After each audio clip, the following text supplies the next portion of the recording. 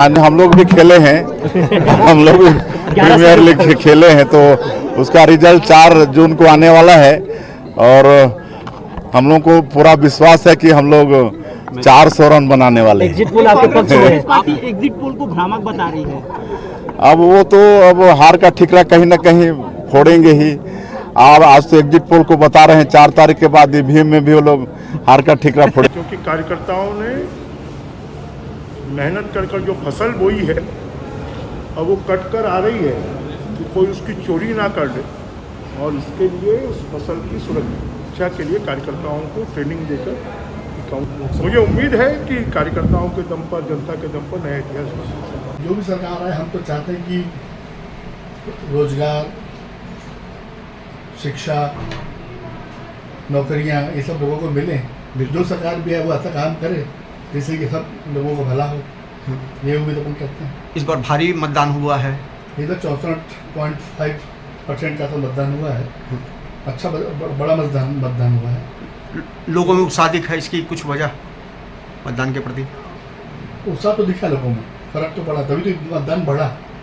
64% के आसपास मतदान हुआ, 65%। रुझान तो बहुत साफ है, और जिस तरह के एग्जिट पोल आए हैं उसको देख के रुझान तो क्या अब तो निर्णय जैसा लग रहा है। एग्जिट पोल मत बात कीजिए, क्योंकि बहुत बार एग्जिट पोल खरा नहीं उतरता है। जी जी, आपका क्या सोच है, क्या लगता है? नहीं, पर हमारा रुझान और जिस तरह से हम लोगों ने वोटिंग की है राष्ट्र हित को देखते हुए, और जो भी इस पिछले 5-10 सालों में जो देश में उन्नति हुई है, बहुत सारे क्षेत्र हैं, और उनको देखते हुए हमारा मेजर थिंग था राष्ट्र के हित को देखते हुए हमने वोट किया है। और इसमें जिस तरह से मुख्य धारा में लोगों को लाया गया है, जो पिछड़े लोग थे अब हमें सामने दिखने लगे हैं, और जो भी गवर्नमेंट की स्कीम है वो आखिरी लोगों तक पहुंचाई गई हैं। हमारी माताएं बहनें जिस कदर मुसीबतों में थी, चाहे शौचालय को ले लीजिए, चाहे गैस को ले लीजिए, वो तो उनके घर, और चाहे घर को ले लीजिए, वो सब भी उनको सब पहुंचाया गया है। उसके बाद आप देखिए कि किस तरह की व्यवस्था थी पहले लोगों को अनाज के लिए, तो 80 करोड़ लोगों को अनाज मिल रहा है, तो इससे बड़ी बात और क्या हो सकती है। तो ये सब देश हित में काम है। अब विदेशों में और दुनिया में भी हमारा जो नाम रोशन हुआ है बहुत सारे कामों से। आज मुख बनाया था, उससे ऐसा लगा कि सही में सही दिशा में कार्य हो रहा है, और उससे मतदान हर बूथ में अच्छा हुआ है। तो ये धारा उन्होंने दी थी कि 370 बढ़ना चाहिए, तो हिसाब से मेरे को लगता है 370 तो नहीं, उससे कम हुआ होगा, क्यों कि गर्मी भी बहुत थी, और सुबह जो मतदान हुआ वो काफ़ी प्रभावशाली रहा, और मतदान के कारण ऐसा माहौल बन गया है देश में कि सभी को लगता है कि ये 400 पार होगी करके। ऐसा क्योंकि हर व्यक्ति समझदार हो गया है, उन्हें समझ में आ रहा है कि हमारा विकास किस में है, और पूरा भारत देश का विकास बीजेपी में है। इसलिए कि मैं किसी पार्टी के पक्ष से नहीं बोल रही हूँ, क्योंकि जो हमारे देश में हमला होता था वो सब बंद हो गया है। एक तरफ से सब हमारा देश के लोग सुरक्षित है, और जो काम हो रहा था ज़मीन का दलाली वाला काम, जो फर्जी काम, वो सब बंद हो गया है। हर चीज़ हमारा आधार कार्ड से लिंक हो गया है। और ये छत्तीसगढ़ में तो पूरी लहर दौड़ी हुई, क्योंकि पिछली सरकार में काम जो गड़बड़ हुआ। और भारतीय जनता पार्टी के लोग छत्तीसगढ़ में, भारतीय जनता पार्टी के कार्यकर्ता छत्तीसगढ़ में 11 से नीचे आने को तैयार नहीं हो रहे हैं। भाजपा के हर कार्यकर्ता के द्वारा छत्तीसगढ़ में सभी 11 की 11 सीटों पर जीत होने का बढ़ चढ़कर दावा किया जा रहा है। जनता पार्टी के कार्यकर्ताओं का दावा है कि पार्टी यहां सभी 11 की 11 सीटों पर जीत दर्ज करने जा रही है। ये अपने अपने दावे हैं, इस तरह के दावे किए जा रहे हैं, लेकिन एक दिन बाद कल जब सुबह 8 बजे से मतगणना शुरू होने जा रही है, तो उसके पहले जिस तरह के हालात हैं, सभी राजनीतिक दलों से जुड़े सभी लोगों की दिल की दुखदुखी बढ़ गई है। कहा जा सकता है कि इस समय राजनीतिक दलों के कार्यकर्ताओं की वैसी ही हालत है जैसी स्कूली बच्चों के, महाविद्यालयीन छात्रों की परीक्षा परिणाम के पहले हालत होती है। किसी भी तरह का बढ़ चढ़ कर दावा किया जा रहा है, लेकिन सभी के मन में एक बेचैनी है।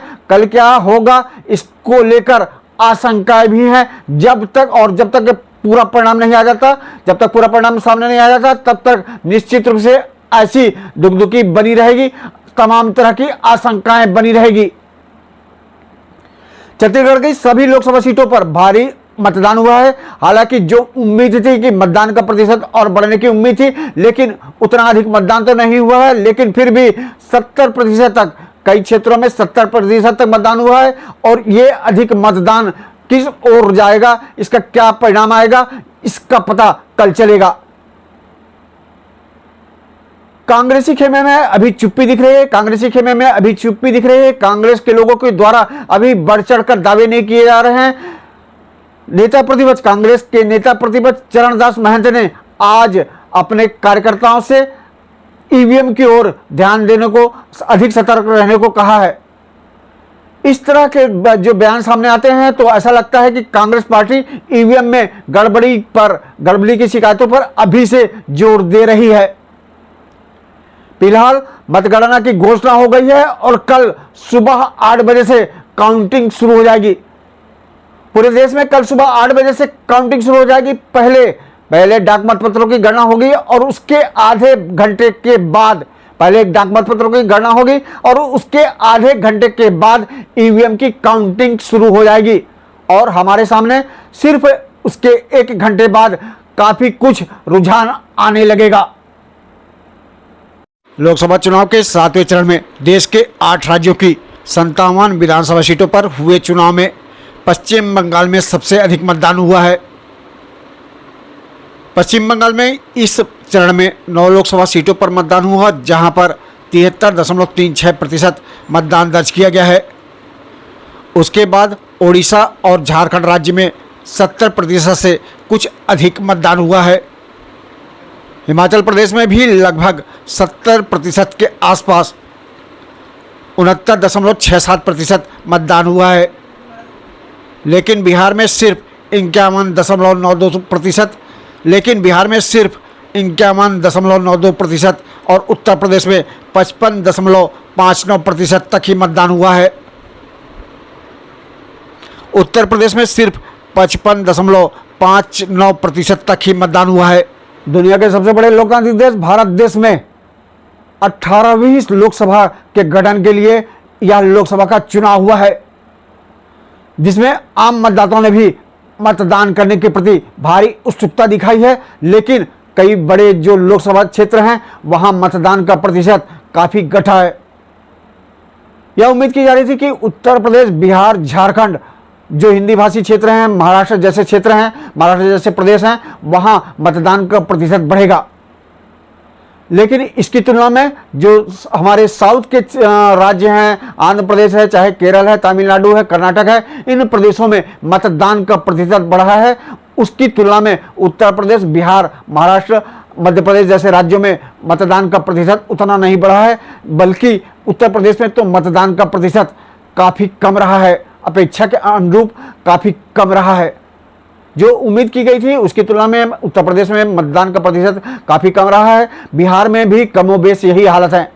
अब कम मतदान हुआ है तो इसका क्या परिणाम होगा, इसका पता जो मतगणना होगी, काउंटिंग होगा तो उसके बाद पता चल जाएगा। यह देखने वाली की बात होगी कि जो कम मतदान हुआ है वह सरकार के खिलाफ तो नहीं हुआ, जो रूलिंग पार्टी है उसके खिलाफ तो नहीं हुआ है, अथवा यह कम मतदान सिर्फ गर्मी की वजह से हुआ है और लोगों में कतिपय जो जागरूकता नहीं थी उसकी वजह से हुआ है। किन लोकसभा क्षेत्रों में क्या मुद्दे रहे हैं, मतदाता किन मुद्दों से अधिक प्रभावित रहे हैं, राजनीतिक पार्टियां मतदाता को अपनी ओर कितना आकर्षित कर सकी हैं, इस सब का बहुत कुछ असर मतदान के प्रतिशत पर नजर आता है। इसलिए असल बात न्यूज़ ने अपनी रिपोर्ट्स में मतदान के प्रतिशत पर काफ़ी जोर दिया है। मतदान के प्रतिशत पर बार बार कई तरह की रिपोर्टें पब्लिश की है और हम आपको प्रत्येक लोकसभा सीट पर कितना मतदान हुआ है उसके बारे में बार बार बता रहे हैं। असल में किस लोकसभा में कितना मतदान हुआ है, मतदान करने अधिक मतदाता क्यों नहीं निकले अथवा कहीं अधिक मतदान क्यों हुआ है, तो वहाँ यह अधिक मतदान किससे प्रभावित होकर किया गया है, मतदाताओं ने किन मुद्दों से प्रभावित होकर अधिक मतदान किया है, अथवा वहाँ किसी सीट पर अधिक मतदान के पीछे यह भी वजह हो सकती है कि कहीं मतदाताओं में कोई विशेष नाराजगी तो नहीं है, मतदाताओं में कोई विशेष नाराजगी तो नहीं है जो कि अधिक मतदान का कारण बनी, जिसकी वजह से उसके खिलाफ, किसी उम्मीदवार के खिलाफ अधिक मतदान किया गया। हमारे पास कई सारे आंकड़े जो कि बताते हैं कि अधिक मतदान की वजह से कई बार सत्ता परिवर्तन किया गया है। अधिक मतदान कर कई बार सत्ता परिवर्तन किया गया है, यह आंकड़े बार बार सामने आए हैं। अधिक से अधिक मतदाताओं में अपने मताधिकार का प्रयोग कर सत्ता को बदलने का काम किया है। अधिक से अधिक मतदाताओं ने अपने मताधिकार का प्रयोग कर सत्ता को बदलने का कई बार काम किया है। तो वहीं कई बार किसी सत्तासीन विधायक या सांसद से व्यक्तिगत नाराजगी रही है तो उसके खिलाफ भी कई बार भारी मतदान हुआ है। ऐसे कई सारे उदाहरण देखने को मिल जाएंगे कि मतदाताओं ने अधिक मतदान कर किसी विधायक या सांसद को सत्ता से बाहर करने का काम किया है। इसलिए जो मुद्दे हैं उसके साथ प्रत्येक लोकसभा सीट के मतदान के प्रतिशत की ओर ध्यान देना जरूरी है, तभी जो अनुमान रिपोर्ट है वह काफ़ी हद तक सही आ सकेगी। अभी पूरा चुनाव भारी गर्मी के बीच हुआ है।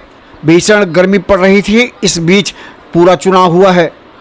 ऐसी भीषण गर्मी में यह इससे बिल्कुल इनकार नहीं किया जा सकता कि भीषण गर्मी के चलते मतदान के प्रतिशत में कम से कम 5% तक गिरावट आई है। यदि इतनी भीषण गर्मी नहीं पड़ी होती तो हो सकता है कि मतदान का प्रतिशत और बढ़ सकता है। इस भीषण गर्मी के दौरान मतदान केंद्रों पर दोपहर के समय तो ज़्यादातर मतदान केंद्रों पर भीड़ बहुत कम देखी गई। इस तरह से जो मतदान होता है, अब आप समझिए कि यहाँ अधिक मतदान हुआ है तो उसका किसे फ़ायदा मिलेगा। यहाँ पश्चिम बंगाल में अधिक मतदान हुआ है तो आप समझिए कि उसका इस अधिक मतदान का किसे फ़ायदा मिलेगा। एक बात यह भी तय है कि कुछ हद तक नकारात्मक वोटिंग भी होती है, तब मुकाबला काफ़ी रोमांचपूर्ण हो जाता है और वहाँ ऊँट किस करवट बैठेगा अंतिम समय तक, यह अंतिम समय तक कह पाना मुश्किल ही होता है। अब हम बात करते हैं देश के उन राज्यों की जहां लोकसभा की सबसे अधिक सीटें हैं। उत्तर प्रदेश में लोकसभा की सबसे अधिक सीटें हैं। यहां कुल 80 लोकसभा सीट हैं और यहां पूरे 7 चरण में मतदान हुआ है। उत्तर प्रदेश में लोकसभा की 80 सीट है और यहां पूरे 7 चरण में मतदान हुआ है। पहले चरण में देश में 19 अप्रैल को 21 राज्यों के 102 संसदीय निर्वाचन क्षेत्रों में मतदान हुआ। इसमें उत्तर प्रदेश की 8 सीटों पर मतदान हुआ। पहले चरण में उत्तर प्रदेश की 8 सीटों पर मतदान हुआ। इस दौरान पहले और दूसरे चरण में उत्तर प्रदेश में मतदान का प्रतिशत अपेक्षाकृत कम रहा। उत्तर प्रदेश में तीसरे चरण में 58.89% मतदान हुआ, लेकिन इसी तीसरे चरण में भी पश्चिम बंगाल में 75.79% तक मतदान होता रहा। चौथे चरण में भी उत्तर प्रदेश में 60% तक भी मतदान नहीं हुआ। इस चरण में यहाँ 58.05% मतदान दर्ज किया गया, जबकि इसी चरण में पश्चिम बंगाल में 78.37%, आंध्र प्रदेश में 76.50%, उड़ीसा में 73.97% और मध्य प्रदेश में 70.98% मतदान हुआ। इससे समझा जा सकता है कि उत्तर प्रदेश में कम मतदान होता रहा, जबकि उसी दौरान उसी अवधि में पश्चिम बंगाल, आंध्र प्रदेश, ओडिशा जैसे राज्यों में भारी मतदान हुआ है। पहले से अंतिम चरण तक उत्तर प्रदेश में कम मतदान होता रहा। अब जब नतीजे आएंगे, चुनाव के परिणाम सामने आएंगे तो पता चलेगा कि किस वर्ग के मतदाताओं ने मतदान नहीं किया और आखिर क्यों मतदान नहीं किया। पांचवें चरण में भी उत्तर प्रदेश में सिर्फ 57% मतदान होने की खबर है। इस चरण में उत्तर प्रदेश की 14 लोकसभा सीटों पर मतदान हुआ। इस चरण में पश्चिम बंगाल में 5 सीटों पर मतदान हुआ और वहां मतदान का प्रतिशत और बढ़ा। यहां इस चरण में 78.48% मतदान दर्ज किया गया। पश्चिम बंगाल में अंतिम चरण में 78.48% तक मतदान हुआ है। देश के बड़े हिंदी भाषी क्षेत्र बिहार में भी किसी भी चरण में मतदान का प्रतिशत 60% तक नहीं पहुंच सका। यहाँ पांचवें चरण में 5 लोकसभा सीटों पर सिर्फ 52.42% मतदान हुआ, जबकि जम्मू और कश्मीर में इस चरण में 62.52% मतदान हो गया। अब बात करें महाराष्ट्र प्रदेश जहां लोकसभा की अधिक सीटें हैं, यहां भी तीसरे चरण में 62% के आसपास मतदान हुआ, जबकि इस चरण में असम में 81.61% मतदान हुआ। महाराष्ट्र में चौथे चरण में भी सिर्फ 64.810% मतदान दर्ज किया गया। महाराष्ट्र में चौथे चरण में भी सिर्फ 64.82% मतदान दर्ज किया गया। इस तरह से हम देख सकते हैं कि जो हिंदी भाषी क्षेत्र हैं वहाँ मतदान का प्रतिशत जिस तरह से बढ़ना चाहिए था उतना नहीं बढ़ा, लेकिन इसकी कई वजह हो सकती है और ये चुनाव परिणामों को अलग अलग तरह से प्रभावित करते नजर आएंगे। अब जब सुबह से मतगणना शुरू हो जाएगी तो हम देखेंगे कि आखिर जहाँ कम मतदान हुआ है वहाँ चुनाव परिणाम किस तरह से आएंगे, किस तरह से आते हैं।